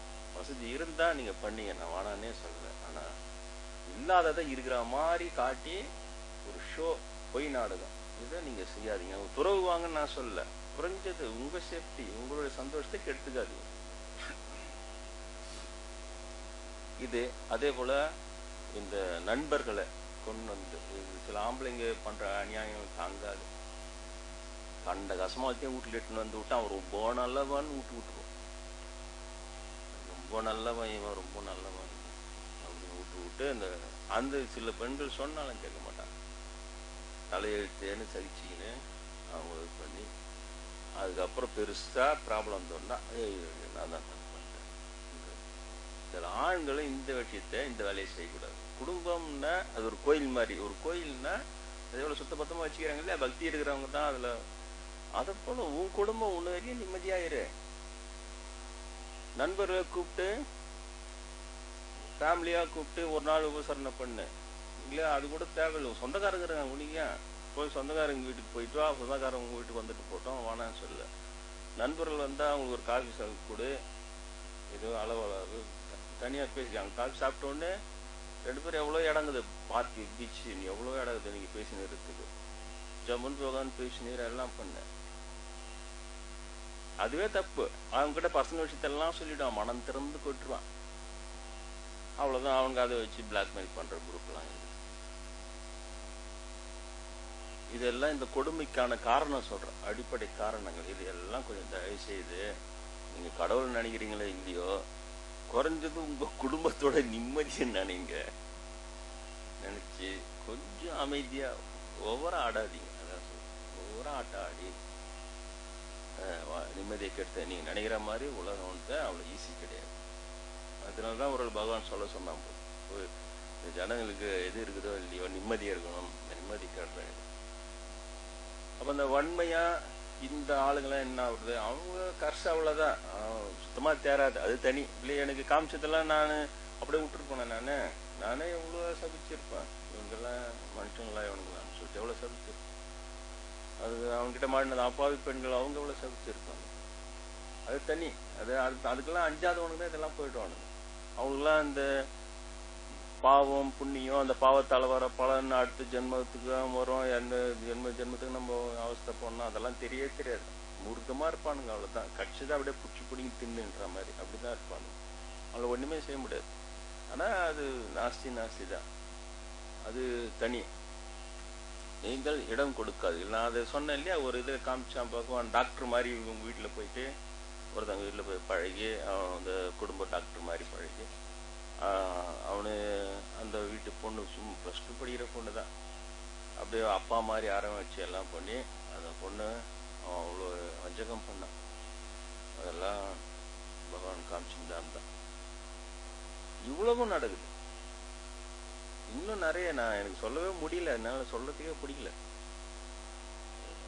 டாக்டர்கள், மருத்துவர்கள் அந்த வார்டுல பண்ற அநியாயம் இல்லையா, அபார்ஷன் பண்றது, ஹஸ்பண்ட் ஒய்ஃபா வந்து குழந்தை வேணான்னு பண்ணும்போது அந்த தனி ரூமில் வச்சுட்டு ஆப்ரேஷன் பண்ண அவங்க மயக்க நிலையில் இருக்கிறான். ஹஸ்பண்ட் வெளியில் இருக்கிறான். அந்த டாக்டர் தப்பாக யூஸ் பண்ணுறான் அந்த பொண்ணை. இது எனக்கு காமிச்சான் பகவான். அதனால் நான் ஜீரணிக்க முடியல. இவ்வளோ அநியாயம் பண்ணுறான்னு சொல்லிட்டு அந்த பொண்ணுக்கு தெரியல. லேசான மயக்கம் தெளிஞ்சு தெரியுது. அதால் ஒன்றுமே செய்ய முடியல. இப்படி அநியாயம் பண்ணுறான். வீட்டுக்கார வெளில நினைக்கிறான். ஆனால் அவனுக்கு டாக்டராக இருக்கும். அவனுக்கு தெரியுது இந்த அளவுக்கு இவங்களுக்கு நினைவு இருக்கும்போது ஒன்றும் செய்ய முடியாது. இதை காமிச்சிருந்தான் பகவான். அவர் பார்த்தா அதே டாக்டர் போயிட்டு ஏதோ அது எந்த டாக்டர் எங்கன்னா தெரியல, ஒரு பெரிய பிரிட்ஜ் மாதிரி இருக்குது. அந்த பிரிட்ஜ் முனையில் போய் அங்கே ஒரு சேர் போட்டு உட்காந்துன்னு அங்கே போகிற வர ஏழைகளுக்கு இலவசமாக நான் வைத்தியம் பார்க்குறேன், சர்வீஸ் பண்ணுறேன்னு சொல்கிறான். ஒரு பக்கம் சொசைட்டியில் சர்வீஸ் ட்ராமா ஆடுறான். இன்னொரு பக்கம் இது பகவான் காமிச்சான். இது நான் இருந்தது அது ஒரு 4-5 வருஷத்துக்கு முன்னால் காமிச்சது இது. அதுக்கப்புறம் பார்த்தா அந்த டெல்லியில் ஏதோ ஒரு இடத்துல பிடிச்சாங்க ஒரு டாக்டர். ஏதோ ஒரு கோயில் திருவிழாவில் நெரிசலில் மாட்டிக்கின்னு சில பேர் காயமாயிட்டு அந்த பெண்களை கூட்டு போய் அட்மிட் பண்ணிக்கிறாங்க அந்த ஹாஸ்பிட்டலில். அப்புறம் அந்த பெண்ணை அவன் தவறாக ஐசி யூனிட்டில் இருக்கும்போது தவறாக யூஸ் பண்ண அந்த பொண்ணு கம்ப்ளைண்ட் பண்ணி ரொம்ப யங்ஸ்டராக இருக்கிறான். அவனை பிடிச்சி சஸ்பெண்ட் பண்ணாங்க. இது எல்லாம் நடக்குது நிறைய. இது எனக்கு சொல்லணும்னு நினைக்கல, இப்போ ஞாபகம் வருது. அது ஒரு பக்கம் அந்த மருத்துவர்கள் இவங்க செய்கிற உலகத்தில் யாரையுமே நம்ப முடியாத ஒரு நிலைமை ஒரு காலத்தில் வந்துடும். ஒன்றுமே செய்ய முடியாது, யாரையுமே நம்ப முடியாத நிலைமை வந்துடும். அதுக்கப்புறம் அது சகஜமாயிடுது, வேற ஒன்றும் கிடையாது. தவறுகள் முதல்ல கஷ்டமா இருக்குது. அதுக்கப்புறம் ஜனங்க அப்படிதான் இருக்கும்னு ஏத்துக்கு வாழ ஆரம்பிச்சிடுறாங்க. இது ஒரு பெரிய கொடுமை இல்லையா? ஒரு காலத்துல லஞ்சங்கிறது பெரிய தப்பாப்பட்டது. ஜனங்களும் ஐயா அவன் லஞ்சம் வாங்குறான்னு. அதுக்கப்புறம் கொஞ்சம் கொஞ்சமா இந்த லஞ்சத்தை ஒழிக்கிறேன், லஞ்சம் இப்படி ஆச்சு, இதை வெளிப்படுத்துறேன் அதை வெளிப்படுத்துறோன்னு கொச்சன்னு எல்லாரும் பத்திரிகை டிவி எல்லாம் போட்டோம்னா அப்புறம் எல்லாம் என்ன நினைச்சான்னு திருந்துவான்னு நினைச்சா. அப்படி இல்லை, ஜனங்கள்லாம் அதை ஏத்துக்குன்னு வாழ ஆரம்பிச்சிட்டாங்க. ஆனா உலகம் பூரா இப்படிதான் இருக்குது, இதுதான் வாழ்க்கை முறை சொல்லிட்டு இப்பெல்லாம் பையன் போயிட்டு பொண்ணு பார்க்குறாங்க. பையன் இந்த மாதிரி கவர்மெண்ட் இதுல வேலை செய்யறான்னு உடனே மேல் வரும்படி எவ்வளவு வரும் இவனே கேட்கிறான். இவரு இந்த மாதிரி விஏவா இருக்கிறாரு, இவரு ஆரையா இருக்கிறாரு இல்லையா, அப்படி இப்படின்னு உடனே அப்படின்னா மேல் வரும்படி இவ்வளவு வரும். அப்படின்னா நான் இவ்வளவு நகை நட்டு போய் என் பொண்ணை கொடுக்குறேன். இப்படி ஆயிப்போச்சு இன்னைக்கு உலகமே. லஞ்சம் வாழ்க்கையினுடைய ஒரு அங்கமா மாறி போச்சு. இதுதான் இதுக்கும் நான் எனக்கு அதான் பயமா இருக்கு. ரொம்ப அதிகமா சொல்ல போய் அப்போ இப்படிதான் நடக்கும். அதெல்லாம் என்ன ஜனங்க அது எழுத்துன்னு வாழற நிலைமை வருவாங்களா என்னன்னு எனக்கு தெரியல. ஆனா இங்க வருகிறவங்களுக்கு சொல்ல வேண்டியிருக்கு. அதுவும் விழுப்புரம் மாவட்டத்தினால இப்படி இருக்குதுன்னு நினைச்சேன். அதுக்கப்புறம் புள்ளி விவர கணக்கு போட்டான் பத்திரிகையில. விழுப்புரம் மாவட்டத்தில் தான் பெண்களை அதிகமாக கடத்தல் இங்க தான் இருக்கு. தமிழ்நாட்டிலேயே பெண்களை அதிகமாக கடத்து விழுப்புரம் மாவட்டம் போட்டு வச்சிருக்கு. பெண்களுக்கு எதிரான பாலியல் கொடுமை அதிக நடக்கிறது விழுப்புரம் மாவட்டம் தான். நம்ம இருக்கிற மாவட்டம் நம்ம செழிப்பா இருக்குது, ஊரெல்லாம் நல்லா இருக்குது, நம்ம இருக்கிறோம் நினைச்சுன்னுக்கிறான். கஷ்டம் இங்கதான் இவ்வளவு நாடு. அதுதான் இது சொல்ல வச்சான் போது சொல்லு. ஒரு பக்கம் இவங்க தப்பிக்க முடியாது, தனி கடவுளின் பார்வையில் இது விழுது, ஒரு சித்தனின் பார்வையில் அவர்கள் வராங்க. அவங்களுக்கு தெரியலனாலும் அதுக்கான தண்டனை கடுமையா இருக்கும், அதுதான் தனி. ஆனா நீங்கள் என்ன, பெண்கள் எப்படி இருக்கணும், ஏன் அதுக்கு இடம் கொடுக்குறீங்க, அதுல போய் விழுறீங்க, பலியா வரீங்க. இந்த இடம் ஜாக்கிரதையா இருக்கணும்னாவா? அதுக்காக தான் உங்களுக்கு இதெல்லாம் நான் சொல்றேன். ஆண்களுக்கு தனியா அது சொல்றாரு, தண்டனை கண்டிப்பா நிச்சயம் அது கொடூரமா இருக்கும். அதனால அந்த மாதிரி ஆண்களுடைய அந்த வம்சமே குடும்பமே கூட கொஞ்சம் கொஞ்சமா அழிஞ்சே போயிடும். அது தேரத்துக்கான வழியெல்லாம் கிடையாது. இது பெரிய கொடூரமான பாவம். அது இதுல ஒரு பையனை பத்தி சொன்னேன் இல்லையா போன அந்த வாரம். இதுல அந்த பெண்கள் கொடுமை செய்யப்படும் பொழுது அது இறங்கி தட்டி கேட்கிற ஒரு பையனை பத்தி சொல்றேன். அப்ப நான் காவி போடல. அண்ணனூர்ல என்னுடைய சொந்த, இங்க வளவனூர் தான் சொந்த ஊர் மாதிரி. சின்ன வயசுல இருந்தே நாங்க அப்பா சேஷன் மாஸ்டர் இங்கேயே ரிட்டையர் ஆனாரு. படிச்சது கொண்டு எல்லாமே இங்கதான். அதனால எங்க வளவனூர் தான் எனக்கு சொந்த ஊர் மாதிரி ஆயிடுச்சு. சம்மர் லீவ்ல மட்டும் அண்ணனூர் போயிட்டு வெக்கேஷன் மட்டும் போயிட்டு வரும். ஐநாவரம் அண்ணனூர். ஐநாவரம் தாயாருடைய இடம் அண்ணனூர். அப்போ அண்ணனூர் கிராமம், இப்போ நல்லா சிட்டி ஆகிப்போச்சு. அப்போ நான் காலேஜ் முடிச்சுட்டு அப்போ இருக்கிறேன். காவிலாம் போல பேண்ட் ஷர்ட் தான் போட்டுருக்கிறேன். சாமி கிளாஸ்லாம் போயிட்டு வந்துருக்கிறேன். அப்போ இதுல இன்னொரு என்னுடைய அனுபவமும் இதுல ஒண்ணு இருக்குது. பற்றவாக்கம்னு ஒரு ரயில்வே நிலையம் இருக்குது அங்கே, கொரட்டூர் அம்பத்தூர் அந்த வழியில். இப்போ புதுசாக கொஞ்சம் விழுந்துடுச்சு. முன்னெல்லாம் ஆவடி தானே அம்பத்தூர்னு இருந்தது, அப்புறம் அண்ணனூர் ஒரு ஸ்டேஷன் வந்தது. இப்போ பார்த்தா நடுவில் திருமலாயில்னு ஒன்று வந்துருக்கு போகுது. அது மாதிரி அந்த அப்போல்லாம் அம்பத்தூரும் கொரட்டூர் நடுவில் பட்டரவாக்கன்னு ஒரு புதுசாக ஒரு ஸ்டேஷன் வந்தது. அந்த அம்பத்தூர் எஸ்டேட்டில் வேலை செய்கிறவங்களுக்கெல்லாம் அங்கே இறங்கி போகிறதுக்காக அம்பத்தூர் இண்டஸ்ட்ரியல் எஸ்டேட்டு தான் ரொம்ப பிரபலமாக இருக்கும் அங்கே வேலை செய்கிறவங்க. இது நான் பார்த்தது மாதிரியே உங்களுக்கு சொல்கிறேன். ஒரு முறை இந்த பட்டரவாக்கம் ரயில்வே ஸ்டேஷனில் நான் நின்று இருக்கிறேன் இதுக்காக, ட்ரெயினுக்காக. அப்போ பார்த்தா ஒரு மதியம் ஒரு 3 மணி 3:30 மணி ரேஞ்சு இருக்குங்க. அந்த கூட்டம்லாம் யாருமே இல்லை. அப்போ அந்த அம்பத்தூர் எஸ்டேட்டில் அந்த ரியல் எஸ்டேட்டில் அம்பத்தூர் இண்டஸ்ட்ரியல் எஸ்டேட்டில் வேலை செய்கிற ஒரு பொண்ணு வந்து அந்த நான் நினைக்கிறேன் அந்த பிளாட்ஃபார்முக்கு ஒரு ட்ரெயின் ஏறதுக்கு, அதுவும் 2 பேர் தான் இருக்கிறோம் ட்ரெயினுக்காக வெயிட் பண்ணுவேன். அந்த எதிர்பக்கமே யாரும் பிளாட்ஃபார்மில் யாரும் கிடையாது. அப்போ தான் அந்த ஸ்டேஷன் புதுசாக போட்டுருக்காங்க. அன்டைம் அது, அந்த இண்டஸ்ட்ரி விட்டுட்டு வர டைமில். அப்போ அந்த பொண்ணை ஃபாலோ பண்ணிக்கினே ஒரு 2-3 பேர், 2 பேரோ 3 பேரோ அந்த பசங்க, ரவுடி பசங்க ஃபாலோ பண்ணின்னு வரேன். அந்த ஏரியாவில் இருக்கிறவங்களுக்கு தெரியும், அம்பத்தூர் ஆவடி ஏரியாவில் இருக்கிறவங்களுக்கு தெரியும், பட்டரவாக்கம் வந்து ரவுடி ஏரியான்னு தெரியும். பட்டரவாக்கம் ரவுடின்னா ரொம்ப ஃபேமஸ். பட்டரவாக்கம் ரவுடின்னா ரொம்ப பிரபலம். ஒரு ரவுடி ஏரியா இருக்கும் சென்னையில் பொறுத்த வரைக்கும். இந்த ஏரியா ரவுடி ஏரியான்னு இருக்கும். இங்கே கூட வளவங்களே சொல்கிறாங்களே, சில தெரு ஆளுங்களை சொல்லி இந்த தெரு ஆள், இந்த தெருவில் ரவுடி பசங்க இருக்காங்க, அவங்ககிட்ட வச்சுக்குது. அது மாதிரி அவங்க பட்டரவாக்கம் தான். அந்த பொண்ணு ஃபாலோ பண்ணின்னு வந்து அதில் ஒருத்தன் ரொம்ப கடுமையாக அந்த பெண்ணுக்கிட்ட பலாத்காரம் பண்ணுறதுக்கு போகிறான். அப்போ நான் நின்று இருந்தேன். நான் அங்கே போயிட்டு என்ன செய்கிறேன்,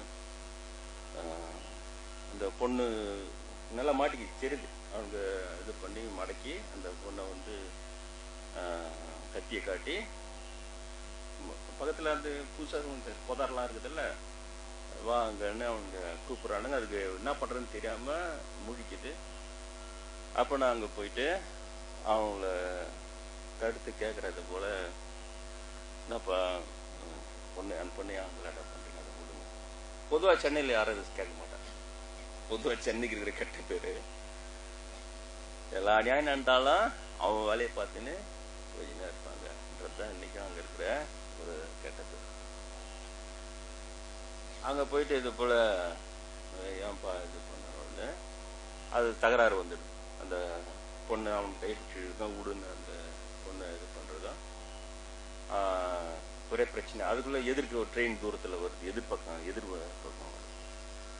அவன் இந்த பொண்ணு தப்பிச்சிடுன்ற ஆத்திரத்தில் அவன் என்ன பண்ணிட்டான், அவன் வச்சு இந்த கத்தி எடுத்து என்னை ஒரே குத்து வயிற்றுல குத்திட்ட உடனே அந்த இதில் பிடிச்சிக்கின்னு கீழே விழும்போது அந்த பொண்ணுக்கிட்ட ஓடிட்டு நிற்ப அந்த ட்ரெயினில் எதிர்ப்பக்கம் ட்ரெயின் கரெக்டாக ட்ரெயின் வந்தோடனே இவனுங்களை சமாளிச்சுன்னு அந்த பொண்ணு ஓடிப்ப அந்த ட்ரெயினில் ஏறிட்டு இவனுக்கு குத்திட்டானுங்க. அந்த விழும்போது அந்த பொண்ணு சேஃபா ஏறிடுச்சின்னு பார்த்துட்டு அதோட செத்து விழுந்தான் அந்த இடத்துல. உங்களுக்கு ரொம்ப புதுசா இருக்கும், செத்து விழுந்தாலும் இங்க எப்படி உட்காந்து பேசினே இருக்கு. உண்மையிலே அந்த விழும்போது அந்த பொண்ணு சேஃப் ஆயிடுச்சுன்னா அந்த வலியோ அந்த சாவரமோன்ற துக்கமே தெரியல. நம்ம கண் எதிர்க்க ஒரு பொண்ணை அநியாயம் பண்றதுல இருந்து நம்ம காப்பாத்திட்டோம். அந்த பொண்ணு சேஃபா ஏறிடுச்சு, நம்மளுக்கு இது போதும் செத்தம். நம்ம அதை அநியாயம் பண்றத பார்த்துட்டு உயிரோடு இருக்கிறத விட இப்படி செத்துறதே மேலே சொல்லிட்டு அங்க செத்து விழுந்தோம். அந்த இடத்துல அந்த நினைப்பு அந்த எண்ணத்தோட தான் விழுந்தோம். ரொம்ப திருப்தியா சந்தோஷமா செத்துட்டேன்னு தெரிஞ்ச உடனே அவங்க ஓடிட்டாங்க. அந்த பொண்ணு போயிட்டு ஏறிடுச்சு. அதுக்கும் பார்க்குது நம்மளால ஒருத்தன் கத்தில குத்திட்டாங்க, செத்துட்டான், செத்துன்னு அப்படியே அலறுது எல்லாம் பண்ணு. செத்து ஊண்ட அடுத்த செகண்டு அண்ணனூர்ல எங்க வீட்டுல எழுந்து உட்காந்துக்கிறேன். இது எனக்கு புரியவே இல்லை. இதை சித்து விளையாட்டுன்னு நினைக்காதீங்க, உண்மையிலே நடந்தது. இது உண்மையிலேயே நான் செத்துட்டேன். அந்த செத்துட்டேன். நம்ம சாமி எதுக்கோ வளர்த்தாரு நம்மள, பெரிய ஞானிய ஆச்சாரியான ஆக்கணும்னு விரும்புறேன், மக்களுக்கு எல்லாம் சொல்லி வளர்த்தாரு. அந்த நேரத்தில் கடைசி நேரத்தில் ஓடுது. ஆனா நம்ம இப்படி செத்துடுறோமே, இருந்தாலும் பரவாயில்ல, பார்த்துக்கின்னு இருக்கிறத விட செத்துறது. செத்து விழுந்துட்டேன். அடுத்த செகண்ட் பார்த்தா ஏந்து உக்காந்துக்கிறேன். பார்த்தா எங்க வீட்டுல தான் படுத்துன்னு இருக்கிறேன், தூங்கின்னு இருக்கிறேன். ஆனா இது எனக்கு புரியவே இல்லை. எப்படி அங்க செத்து விழுந்தோம், இங்க கேள்வி உட்காந்து நம்ம வீட்டுல தான் இருக்கிறோம். அப்ப இவ்வளவு நேரம் நடந்தது என்ன? இப்ப இது நடக்கலையா? இது கனவா? ஆனா நிஜம். இது இந்த நேரத்துல நடந்தது. கொஞ்சோண்டு எனக்கு கன்ஃபியூஷனா இருந்தது, இது என்னன்னு சொல்லி. அதுக்கப்புறம் ஒரு 2 நாள் கழிச்சு என்னுடைய பெரிய அக்கா, பெரிய மூத்த சகோதரி, பெரிய சிஸ்டர் எங்க வீட்டு, அவங்க ஆவடியில தான் இருக்கிறாங்க. அவங்க ட்ரெயின்ல பிஎஸ்என்எல்ல ஒர்க் பண்றாங்க, பெரிய ஆஃபீஸரா ஒர்க் பண்றாங்க. அந்த ட்ரெயின்ல அவங்க போயின்னு வந்துன்னு இருக்கிறாங்க. அவங்க அந்த சண்டே வந்தாங்க, 2 நாள் கழிச்சு சண்டே வீட்டுக்கு வந்தாங்க. வந்தோடனே பேசி அப்போ சொன்னாங்க, இந்த மாதிரி ஒரு பெரிய அநியாயம் நடந்தது. என்ன சொல்றேன், இந்த மாதிரி நாங்கள் வேலையெல்லாம் முடிச்சுட்டு ஈவினிங் வரும்போது எல்லாரும் அந்த பெண்கள் லேடிஸ் கம்பார்ட்மெண்ட் நாங்கள் வருவோம். அப்போ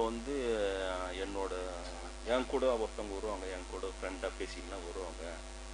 அவங்களுடைய தங்கச்சி அம்பத்தூர் இண்டஸ்ட்ரியல் எஸ்டேட்ல வேலை செஞ்சது சொல்லிட்டு இந்த ஸ்டோரி அப்படியே சொல்றாங்க. அது அந்த பிளாட்ஃபார்ம்ல நின்று இருக்கும்போது ரவுடி பசங்க இது பண்ணிடுறாங்க. அப்போ ஒரு பையன் அங்க அவளை காப்பாற்ற போய் அவனை குத்தி சாவடிச்சிட்டாங்க. அவன் நீ போய் இந்த பொண்ணை காப்பாற்றி விட்டு நீ இப்போ அந்த ட்ரெயினில் ஏறிடுன்னு காமிச்சிட்டு அது போய் ஏறிட்டு வந்தா அவன் செத்து போயிட்டான். அது நேரா இந்த பக்கம் ட்ரெயின்ல ஏறி அந்த சென்ட்ரல் ஸ்டேஷன்ல வெயிட் பண்ணி அவங்க அக்காவுக்காக நாங்கெல்லாம் வர அந்த ட்ரெயின்ல ஓடு அதறி அழுதுன்னு என்கிட்ட சொல்லி அழுது, இந்த மாதிரி நடந்துச்சு, அவன் செத்துட்டான். அப்போ எங்க ட்ரெயின் வரும்போது பார்த்தா போலீஸ்லாம் இருந்தது, டெட் பாடியை நான் பார்த்தேன் அங்க இருந்தது. அதுக்கப்புறம் என்கொயரி பண்ணதுல அவன் மதுரையை சேர்ந்த பையன், அந்த செத்த பையன் மதுரையை சேர்ந்த பையன். அவன் சென்னைக்கு வேலைக்காக வந்திருக்கிறான். இவ்வளவு சொன்னான். நான் சொன்னேன் இந்த டயம்லாம். அப்புறம் நானும் சொன்னேன், இந்த மாதிரி இந்த நேரத்துல நடந்தா எதிர்க்க பிளாட்ஃபார்ம்ல யாருமே இல்லை, இதை போடலாம். ஆமா, எப்படி நீ பார்த்த மாதிரி எப்படி கரெக்டா சொல்றேன்னு.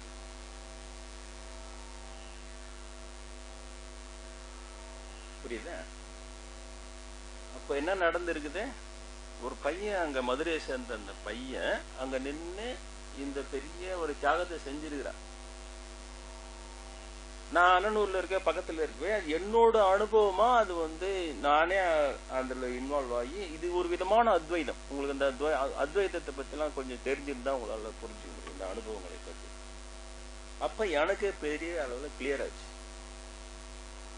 அப்ப என்ன இருக்குது அந்த ஸ்பாட்ல, ஏன்னா நான் பிளாட்டா இருக்கிறேன் வீட்டுல, எனக்கு வீட்டுல இருக்கிறதெல்லாம் தெரியல. அப்போ அங்க போய் அந்த அத்வைத அனுபவம், அவன் ஒரு பெரிய தியாகம் பண்ணும்போது அங்க என்னோட ஆன்மாவும் அங்க சேர்ந்து அது என்னோட அனுபவமா அது உணர்ந்து இருக்குது. அதுதான் அப்புறம் நான் கண்டுபிடிச்சேன், இப்படி ஒரு விசித்திரமான ஆன்மீகம், இப்படி கூட ஒரு அனுபவம் இருக்குதா, நாமளே அதுல இன்வால்வ் வர மாதிரி ஒரு அனுபவம்.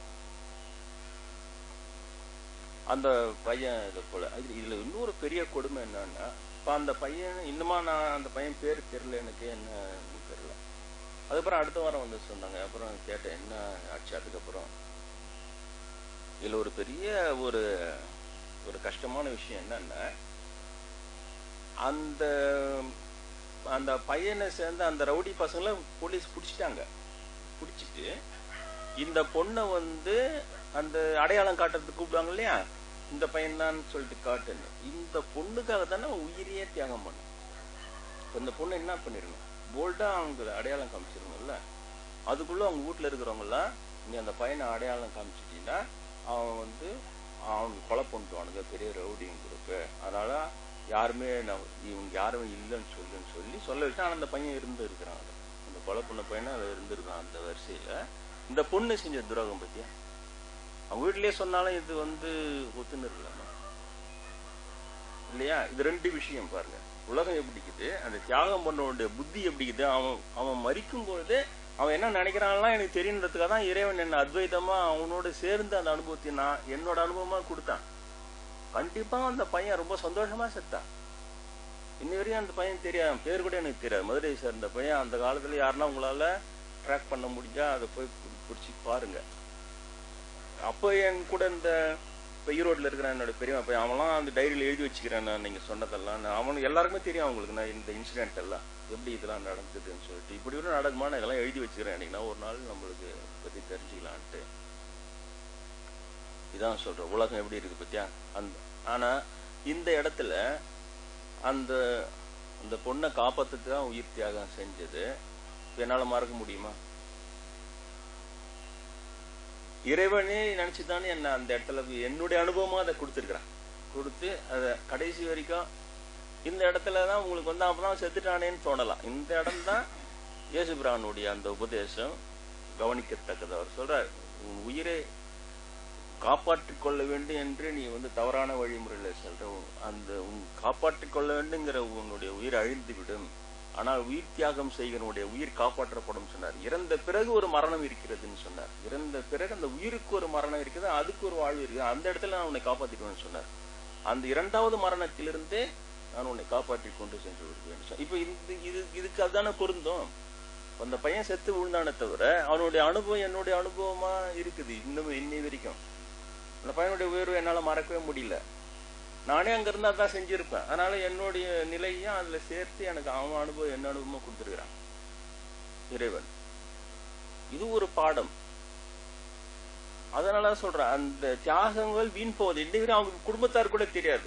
அவங்கள பொறுத்த வரைக்கும் ஒரு பொண்ணை காப்பாத்துக்காக நம்ம பையன் சென்னையில போய் செத்தான், மதுரையை சேர்ந்த பையன், அந்த துக்கத்துல தான் இன்னும் இருப்பாங்க. இன்னும் யாருன்னா அவங்களுடைய குடும்பத்தை கண்டுபிடிச்சி சொல்ல முடிஞ்சா சொல்லலாம். அது நடந்து 20-25 வருஷத்துக்கு மேல ஆயிடுச்சு. யாராவது இருந்தா சொல்லலாம், எங்கோ ஒரு சித்தனுக்கு இறைவன் காமிச்சிருக்கிறான், உன் பையன் என்னைக்குமே புகழோடு இருப்பான் அப்படிங்கறத சொல்லலாம். சொன்னா நல்லது, அவங்க கொஞ்சமா சந்தோஷப்படுவாங்க. ஆனா உங்களுக்கு நான் சொல்றது விஷயம் இது உண்மை. கெடுதி செய்கிறவங்களும் இறைவனின் பார்வையிலிருந்து தப்புவதில்லை. அதே போல இந்த தியாகம் செய்கிறவன் பிறருக்காக, அவனுக்கு அந்த பொண்ணுக்கு சம்பந்தமே கிடையாது இல்லையா? சினிமா காதல காதலிக்காக அவன் காதலன் தியாகம் பண்ணுவான், சம்பந்தமே கிடையாது. சம்பந்தமே இல்லாத ஒரு பெண் தன் கண்ணெதிரிலே அவளுடைய மானபங்கம் ஆகக்கூடாது, செத்தாலும் பரவாயில்ல அவளை காப்பாத்திட்டோன்ற சந்தோஷத்துல சாவறாள். அது பெரிய விஷயம், சாதாரண விஷயம் கிடையாது. அது எனக்கு தெரிகிறது. அது இறைவன் காமிச்சு என்னுடைய நினைவுல நிறுத்தி விட்டா. அப்ப அந்த ஆன்மாவை இறைவன் எவ்வளவு தூரம் உயர்த்தின்னு இருப்பான். பெரிய விஷயமாக தான் இருக்கும் அந்த பையனுடைய ஆன்மா. அது உங்களுக்கு எல்லாம் சொல்றேனே, இப்போ என்னைக்குமே அந்த புகழோடு தான் அழியாத புகழோடு இருப்பான். என்னைக்காவது ஒரு நாள் அவன் பேர் ஊர் கண்டுபிடிச்சி யாராவது கூட அதை ரிஜிஸ்டர் பண்ணலாம், இவன் தான் இதைதான் இவர் சொன்னார் தாசர் சொல்லிட்டு. இன்னைக்கு எனக்கு தெரியல, அவன் பேரும் தெரியல, ஊரும் தெரியல. இது ஒரு விஷயம். ஆனா இந்த பொண்ணு செய்த அநீதி பார்த்தீங்களா, அந்த குடும்பத்தார் செய்த அநீதி பார்த்தீங்களா, என்ன சொல்லணும்னு இருக்கணும். இவ்வளவு தூரம் தியாகம் செஞ்சான், அவனுக்கு அடையாளம் காட்டுன்னா சொல்லியிருக்கணும். அது அவங்களும் அந்த இடத்துல கோழையாக இருந்து அந்த தியாகத்தையே மதிக்கல. அவங்க தான் பொண்ணுக்கு அவன் செத்தான்றது தியாகத்தை மதிக்காத ஒரு. அப்பவும் தான் பொண்ணு சேஃப்டி, அவன் தான் உயிர் சேஃப்டி பார்த்துருந்தான்னா உன் பொண்ணு என்ன இருக்கு. அவனும் உன்ன மாதிரியே தான் உயிரை காப்பாத்தினா போதும், இவனு கெட்ட இவனுக்கு சாவடிச்சுடுவானுங்க, அவன் தான் சேஃப்டியை பார்த்துருந்தானா அவனும் ஒரு அப்பா அம்மாவுக்கு புள்ள தானே. தான் உயிரை காப்பாத்திக்கணும்னு அவன் சேஃப்டி பார்த்துருந்தான்னா உன் பொண்ணு என்ன இருக்கும். அதை பார்க்காம தானே அவன் உயிர் தியாகம் பண்ணான். அப்ப நீ எந்த அளவுக்கு இருக்கணும் துணிச்சலா சொல்லு, பாத்துக்கலாம் சொல்லிட்டு சொல்லி வேற ஊரு, இவங்க வேற ஊர்ல இருந்து வேலை செஞ்சு அந்த வேலைக்கு அனுப்பாத, அந்த ஏரியாவுக்கு அனுப்பாத. நீ இருக்கலாம்ல. இவ்வளவு மோசமான குணமா இருக்கிற ஒரு குடும்பம் அந்த பொண்ணை போய் இவன் காப்பாத்திக்கிறான். இப்ப அதுவும் பதிவாகி போச்சா? இந்த இப்படி ஒரு இழிந்த ஒரு நிலை. அந்த பொண்ணு அவங்க வீட்டுல சொன்னதை கேட்டிருக்குது, அவ்வளவுதான். அதுக்கு அந்த நேரத்துல சிந்திக்க முடியாது. இந்த மாதிரி ஒரு ஆபத்துல சிக்கின்னு வந்த ஒரு பொண்ணால எல்லாம் அந்த அளவுக்கு ஸ்டேடியெல்லாம் சிந்திக்க பயந்து நடுங்கிட்டு தான் இருக்கும். அது பெரியவங்க சொல்றத அது இதுவா இருந்திருக்கும். ஆனா அப்புறம் சொன்னாங்க, இதை போல அந்த பொண்ணு போலீஸ் பிடிச்சிட்டாங்க, அப்புறம் அந்த பையன் இருக்கிறான்னு சொல்லிச்சு. அப்போ அவங்க வீட்டுல இருக்கிறவங்க என்ன பண்ணிடுவான், அதனால அவங்க இல்லை, இவங்கெல்லாம் யாருமே இல்லைன்னு சொல்லிட்டு அப்புறம் தப்பிச்சிக்கலாம் சொல்லிட்டு இல்லைன்னு சொல்ல வச்சு கூப்பிட்டு வந்துட்டாங்க. பத்தியா, அதோட பெரிய ஒரு அநியாயம். இந்த அநியாயமும் பதிவாகும். அந்த குடும்பத்துக்கு கண்டிப்பா இது சம்பந்தமே இல்லாத அந்த பையனுடைய சாபம் கண்டிப்பா இருக்கும் இல்லையா? உனக்காக தியாகம் பண்ணா நீ இந்த ஒரு சின்ன இது கூட உண்மையா இல்லைன்னா அப்புறம் எப்படி? இதைதான் நான் சொல்ல வரேன். உலகமும் வாழ்க்கையும் நீங்க பாக்குற உலகம், நீங்கள் பாக்குற செய்தி பதிவுல படிச்சுன்னு நீங்க பாக்குற தொலைக்காட்சி தொடர்ல பார்த்து, நீ சினிமா காட்சி பார்த்தெல்லாம் வேற. இறைவனின் பார்வையில உள்ள நியாயம் அநியாயங்கள் அது வேறதான். யாரையும் மறைச்சு ஏமாத்தி ஒரு அநியாயம் பண்ணிட்டு தப்பிச்சிட முடியவே முடியாது. அதனாலதான் இறைவனுக்கு நான் ரொம்ப நன்றியா இருக்கேன். இப்படி ஒரு உலகத்தை, இப்படி ஒரு மாரல் ஒரு விஷயம், ஒரு மாரல் தீம் வச்சிருக்கிறான் பார் பகவான் இல்லையா? யாராலும் உடைக்க முடியாத அளவுக்கு வச்சிருக்கிறான். அதுதான் எனக்கு ரொம்ப சந்தோஷமா இருக்கு. அதுக்கப்புறம் அது பாவ மன்னிப்பு அதெல்லாம் தனி. ஆனா இறைவன் அதை வச்சு இல்லாம அதே மனுஷங்களுக்கு விட்டுருந்தா என்ன ஆயிருக்கும்? இவன் நினைச்சும் இவன் குற்றவாளி இல்லைன்னா இல்லதான், இவன் குற்றவாளின்னு நிரபராயம் பண்ணா அவன் குற்றவாளி தான். அதனால இந்த இடம் கூட நான் கடவுளுக்கு நான் நன்றியா தான் இருக்கிறேன். இந்த இடத்துல இறைவன் மனிதன் பார்க்க முடியாத நியாயத்தை இறைவன் பார்க்கிறான். மனிதன் பார்க்க தவறுகின்ற அநீதிகளையும் இறைவன் பார்த்து கொண்டுதான் இருக்கிறான். இரண்டிற்குமே பலன் உண்டு. இது குறிப்பாக இந்த ஏரியால இந்த வன்மையாக இந்த பெண்களை இப்படி பாலியல் கொடுமைக்கு ஆளாக்குகிற ஆண்களுக்கு இந்த மெசேஜ் எப்படி சேர போதுன்னு தெரியல. இறைவன் சொன்ன அவங்களை வைத்து சொல்லிட்டேன். அது யூடியூப்ல ஏத்தினாலும் அது எத்தனை பேருக்கு போயிருப்பாங்க, எப்படி பண்ணணும் எனக்கே தெரியல. அது இருந்தாலும் என்னைக்கு இருந்தாலும் இந்த செய்தி உங்களை பொறுத்தவரை என்னிடம் நேரடியாக இது கேட்பதனால் இதனுடைய ஆழம் அதிகமாக பதியும். உங்களுக்கு வேற ஒண்ணும் இல்லை, உங்களுக்கு ஆழமாக இது பதியும். உலகம் நீ சரியா இருக்கிறா இல்லையான்றது 2ஆம் பட்சம் தான். உலகமும் சரியா இருக்குன்னு சொல்லணும், அதுக்காகவும் தான் நடக்கணும். ஆனா அதுக்கு மேல மனசாட்சி, அந்த மனசாட்சியாக இருக்கிற கடவுள் இறைவன், அவன் இருப்பது உண்மை. அவன் பார்வையிலே நாம் சரியாக இருக்க வேண்டும். உலகத்துக்கு மட்டும் நம்ம நல்ல மாதிரி காமிச்சு தப்பிச்சிட்டா பரவாயில்லன்றது என்ன இருக்கவே கூடாது யாருக்கும். ஆண்களுக்கு இது இருக்கக்கூடாது. பெண்கள் தன் குழந்தைகளை, ஆண் குழந்தைகளை இந்த மாறலை சொல்லி அவர்களுக்கு புகட்டி, இதுதான் புகட்டி வளர்க்க வேண்டும். வளர்த்து அவனை இப்ப பாரு, அந்த பையன் மதுரை பையன் அவங்க அப்பா அம்மாவுக்கு தான் நம்ம நன்றி சொல்லணும். அவனை நல்லா வளர்த்துருக்குறாங்க இல்லையா? சரியா வளர்த்துனான். இதே இந்த ரவுடி பசங்களை வளர்த்தவங்க அப்பா அம்மா தான். ஒரு அப்பா அம்மா வளர்த்த அவன் போயிட்டு இப்படி கொலையே பண்றான், பெண்ணை இது பண்றான். இன்னொரு அப்பா அம்மா வளர்த்த அதே வயசு பையன் தியாகம் பண்றான், அந்த பெண்ணை காப்பாத்துறான். இவ்வளவும் தெரிந்து கொள்ள வேண்டும் என்றால் இறைவன் காமிச்சாதான் முடியும். எனக்கு இறைவன் தானே இதெல்லாம் காமிச்சான். அதனால்தான் திரும்ப பக்தி பண்ணுங்கள். இறைவன் இருப்பது உண்மை. இறைவனை முடிந்தவரை உங்களுடைய அலுவலெல்லாம் குடும்ப வாழ்க்கையை வாழ்ந்தாலாம் அதை முடிச்சுக்கணும். இறைவனுக்காக நிறைய நேரம் ஒதுக்கி அந்த இறைவனை எண்ணுவது, பஜனை செய்வது, தியானம் செய்வது அளவா செய்யுங்க. நான் அப்படியே ஊறிடுங்க. துறவிக்கு தான் 21 hours வேலை. அது அப்படியே ஊறிடுங்கலாம் சொல்லல. இயற்கையாக வீணடிக்கிற நேரத்தெல்லாம் கொஞ்சம் ஒதுங்க. நீங்களே கண்டுபிடிக்கணும் எந்த நேரம்லாம் வீணடிக்கிறோம்னு சொல்லிட்டு.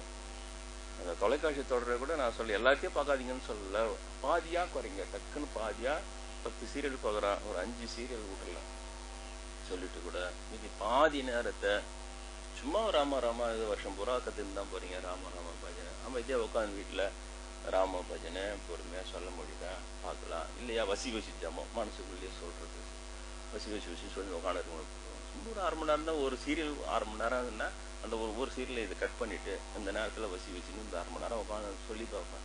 மனசு வேற அழிஞ்சா கூட பரவாயில்ல, அதை அழிஞ்சு திரும்பி திரும்ப சொல்லலாமே. இப்படியே ஒரு பயிற்சி.